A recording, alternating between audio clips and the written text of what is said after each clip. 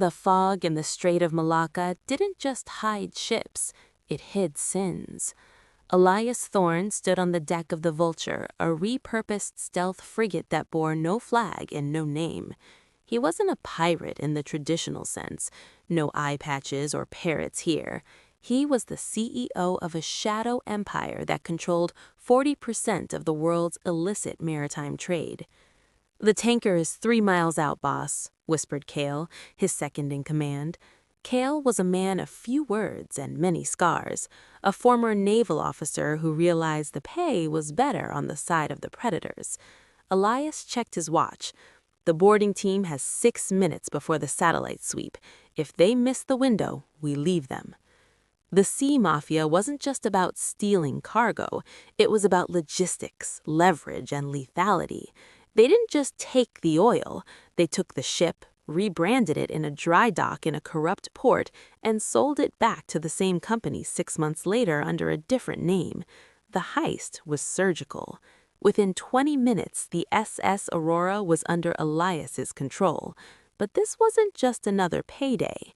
Hidden in the manifest of the Aurora was something the old guard of the Mediterranean Syndicate wanted back.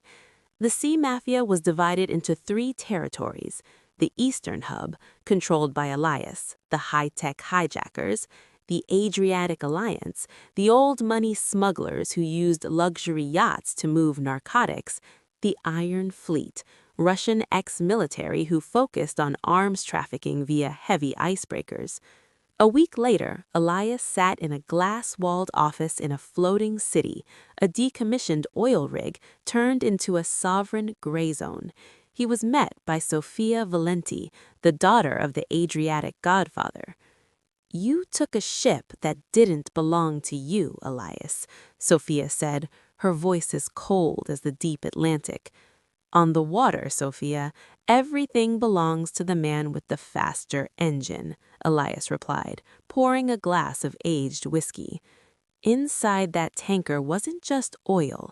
There was a server, a cold storage drive containing the blockchain keys for the Alliance's offshore accounts. "Return it, or we turn the ocean into your graveyard." The deep betrayal. Elias knew he couldn't win a direct war against the combined fleets of the Mediterranean. He needed to play the factions against each other. He contacted the Iron Fleet, offering them a piece of the digital treasure in exchange for protection. But the Sea Mafia is built on shifting sands. Karl, Elias's most trusted soldier, had been meeting with Sofia in secret. The plan was simple: eliminate Elias, split the keys, and usher in a new era where the ghost of the Strait was nothing but a legend. The climax took place during a massive storm off the coast of the Azores. 3 fleets converged. The sky was a bruised purple, and waves reached 30 feet high. The final stand. Elias realized the trap too late.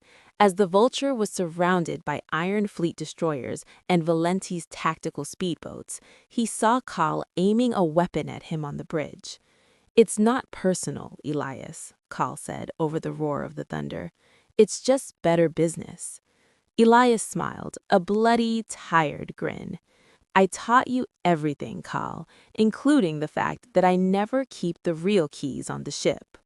With the flick of a switch, Elias triggered the scuttling charges. He wasn't going to let them have the Empire. As the Vulture began to sink, a massive explosion rocked the hull. In the chaos, Elias dived into the churning black water, leaving his empire to the sharks.